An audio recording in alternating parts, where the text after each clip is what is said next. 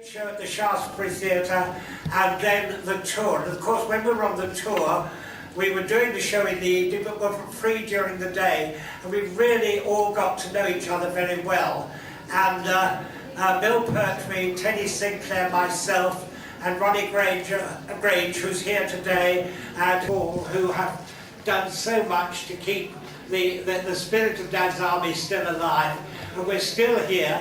I'll tell you something, apart from Ian, I was the youngest member of the cast. Now look at me now, how can you believe? I was actually in the stage show at Dad's Army, probably most of you know that.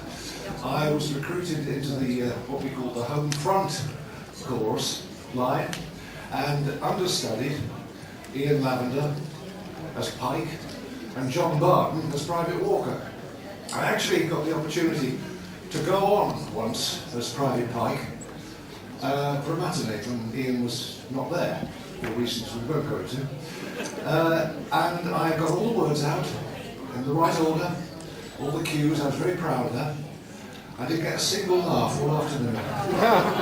Because I wasn't Ian Lavender. That's how it goes. I looked wrong. I was a stranger standing there in this uniform with a scarf around my neck.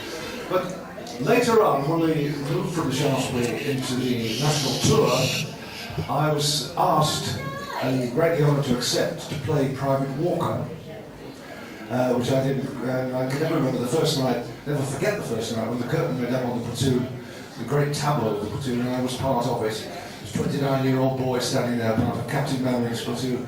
You know, I've never felt so wonderful in all my life. But there was a story that happened when we were touring.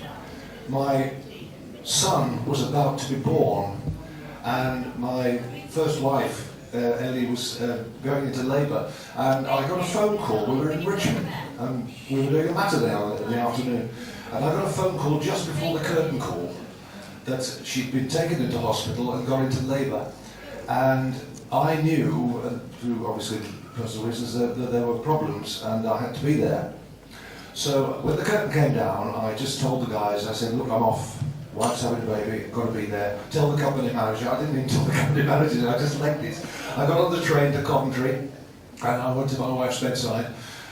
The silly thing was the baby wasn't born till 2:30 in the morning. I could have done the evening show, but I didn't know that at the time.